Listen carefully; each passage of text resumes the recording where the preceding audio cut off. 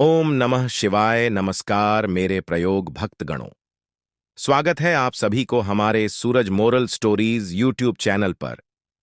दोस्तों, आज हम आप सभी को भगवान शिव शंकर के आशीर्वाद और उनसे जुड़े कुछ संकेत के बारे में सुनाने जा रहा हूं। ये संकेत बताते हैं कि भगवान शिव आपके साथ में है। तो इस पवित्र कथा को ध्यान से जरूर सुने।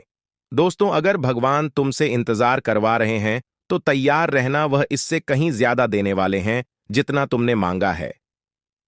दोस्तों, जिस तरह लोग मुद्दे इंसान को कंधा देना उन्हें पुण्य समझते हैं, काश इस तरह जिंदा इंसान को सहारा देना उन्हें पुण्य समझने लगे तो जिंदगी आसान हो जाएगी। दोस्तों, अगर आप ये कहानी सुन रहे हैं तो पूरा सुनिए। इस कथा को आधा अधूरा छोड़कर जाने की गलती मत करिएगा, क्योंकि इस पवित्र कथा को आधा अधूरा छोड़ने से आपको पाप भी लग सकता है। इसलिए इस कथा को पूरा सुने। वीडियो को आधा अधूरा देखकर आप भोलेनाथ का अनादर न करें।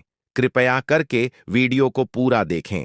इस धरती पर सभी व्यक्ति ईश्वर के लिए उनके बच्चे के समान हैं। ईश्वर सदैव सभी जीव पर अपना आशीर्वाद बनाए रखते हैं और सबकी देखभाल करते हैं। कहते हैं भगवान सभी पर अपनी दृष्टि बनाए रखते हैं। यदि कोई व्यक्ति अच्छे कर्म करता है, बिना किसी स्वार्थ के दूसरों की मदद करता है, समाज सेवा करता है या सच्चे मन से ईश्वर की आराधना करता है, तभी भगवान शिव उन पर प्रसन्न रहते हैं।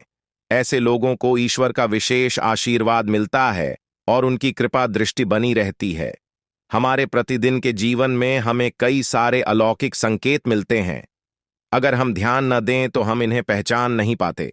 इसी प्रकार हमने 8 ऐसे संकेत का वर्णन किया गया है जिसकी सहायता से आप यह बता सकते हैं कि व्यक्ति पर ईश्वर की विशेष कृपा है। तो आइए जानते हैं क्या हैं यह संकेत। ओम त्रयंबक कम यजामहे सुगंधि पुष्टिवर्धन, अपूर्वा रूप में बंधना मृत्यु और मुख से मां अमृता।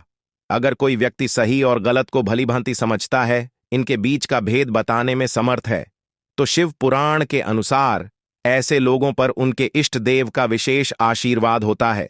यदि कोई व्यक्ति अपने स्वप्न में किसी देवी या देवता को देखता है तो यह भी बेहद शुभ माना जाता है। कहते हैं ईश्वर को सपने में देखना कोई आम बात नहीं होती।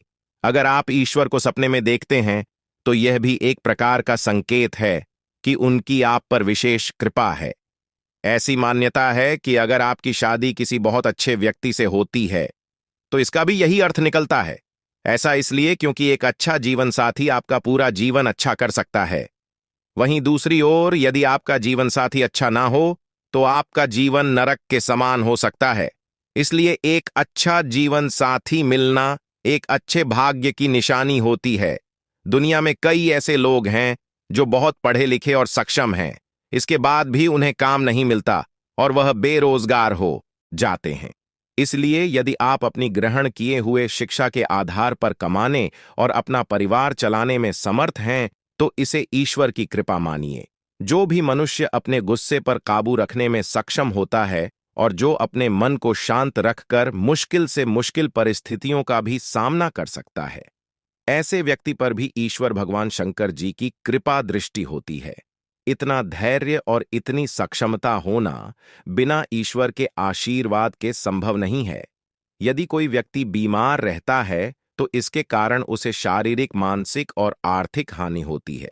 इसलिए अच्छा स्वास्थ्य होना भाग्य की बात है।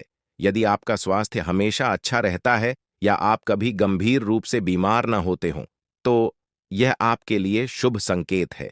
इसका मतलब है कि भगवान आपके हित में है। आपने शायद देखा होगा कुछ लोगों के सहज बोध की शक्ति बहुत कमाल की होती है। उन्हें जिस भी चीज का आभास होता है वो चीज सच में घटित हो जाती है। यदि आपको भी ऐसे ही कुछ घटनाओं के होने से पहले ही उनका आभास होने लगता है तो समझ जाइए कि आप पर ईश्वर का हाथ है और वह आपके संकेत देने का प्रयास कर रहे हैं। दोस्तों, आइए देखते हैं भगवान शिव से जुड़े कुछ महत्वपूर्ण संकेत। पहला संकेत है डमरू की धुन सुनाई देना और त्रिशूल का चिन्ह दिखाई देना। महान देव की उपासना में डमरू की धुन सुनाई देना यह एक संकेत हो सकता है कि महादेव आपके पास है। आपको त्रिशूल या शिवलिंग के चिन्हों का सपने आना या आपके आसपास में कहीं त्रिशूल का चिन्ह दिखाई देना। दूसरा संकेत है गंगा जल का अनुभव होना। अगर आपको गंगा जल का स्वाद या स्पर्श महसूस होता है या आपको किसी तरह से गंगा जल मिल जाता है तो यह भी एक महादेव सन्निधि का संकेत हो सकता है और आपको शिव जी की कृपा मिल सकता है। तीसरा संकेत है भोलेनाथ के भजन सुनाई देना या फिर मंदिर या शिवलिंग की ओर दृष्टि होना। अचानक से आपके दिमाग में भोलेनाथ के भजन या मंत्रों का उच्चारण शुरू हो जाना, या आपके नजदीक एक मंदिर या शिवलिंग हो और आपको उस तरफ आकर्षित होना महादेव की कृपा मिलने का निशानी है। चौथा संकेत है विभिन्न प्रकार के अद्भुत घटनाएं दिखाई देना।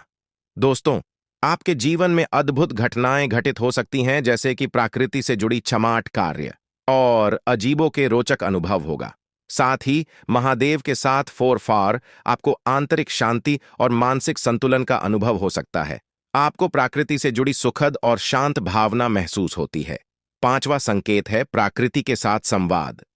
महादेव साथ आपका व्यक्तित्व प्रकृति के साथ एक प्रकार से संवाद में आता है। आप प्राकृतिक सौंदर्य और शक्ति में खो जाते हैं। छठा संकेत है आध्यात्मिक जागरूकता होना। महादेव के साथ आपका आध्यात्मिक जागरूकता बढ़ सकता है। साथ ही आप अपने जीवन के उद्देश्य और महत्वपूर्ण तत्वों पर विचार करते हैं। महादेव साथ होने पर क्या संकेत देते हैं, आइए एक कहानी से जानते हैं। एक बार की बात है, एक छोटे से गांव में राजू नामक युवक रहता था। वह गरीब था, परंतु महेंद्र नामक भगवान शिव के पास आए थे। राजू के जीवन में बहुत सारे परिश्रम और मुश्किलों के बावजूद भी वह कभी भी उम्मीद खोने वाला नहीं था। गांव के लोग उसकी ईमानदारी और मेहनत को देखकर उसे प्यार करते थे।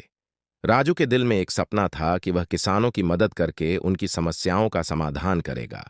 उसका मानना था कि वह महेंद्र के साथ अपने दिल की बातें साझा कर सकता है। एक दिन गांव में एक बड़ा मेला आया। राजू ने यह देखकर सोचा कि यह उसका मौका है अपने सपनों को पूरा करने का। वह आगे बढ़ा और अपने किसान दोस्तों के साथ मिलकर मेले में गया। मेले में बहुत सारी गतिविधियां थी, वहां पर सभी लोग मजे कर रहे थे। परंतु राजू की नजरें सिर्फ एक विशेष स्थान पर थीं, जहां पर महेंद्र का मंदिर था। राजू ने वहां जाकर ध्यानपूर्वक पूजा की और मन में महेंद्र से अपनी बातें साझा की। मेले के अंत में वह अपने दोस्तों के साथ घर की ओर लौट रहा था। तभी एक अद्वितीय घटना घटी। आकाश में गरज की आवाज सुनाई दी और बिजली चमक उठी। सबकी आंखों के सामने एक अद्वितीय दृश्य उत्पन्न हुआ। महेंद्र भगवान खुद राजू के सामने आए। वह आकर्षक रूप में राजू के सामने खड़े हुए और उसके सवालों का उत्तर देने लगे। महेंद्र ने राजू की मेहनत, समर्पण और उम्मीद की महत्वपूर्णता को बताया और उसे संजीवनी सार्थक की एक छोटी सी बूंद दी। राजू ने उस भूल को धरती में डाला और जल से भरपूर फसलों को उसकी मदद से बचाया। उसकी मेहनत और महेंद्र के साथ उसके रिश्ते की बदौलत उस गांव में खुशियां फिर से आ गईं। राजू के साथ बिताए गए वक्त में वहीं ने महेंद्र की महत्वपूर्णता को समझा और उसके साथ साक्षात्कार करने के बाद उसने यह सीख लिया कि मनुष्य की मेहनत और भगवान की कृपा साथ साथ होने पर ही सफलता मिलती है। इस दिन से राजू ने अपने जीवन के मार्ग में सत्य और ईमानदारी के साथ आगे बढ़ते हुए देखा और उसने महेंद्र की महत्वपूर्णता को हमेशा समझाने का प्रयास किया। इस कहानी से हमें यह सीखने को मिलता है कि जब हम मेहनत और ईमानदारी के साथ काम करते हैं और भगवान के साथ अपने संबंध को मजबूती से बनाए रखते हैं, तो हमारे जीवन में सफलता और खुशियां खुद ब खुद आ जाती हैं।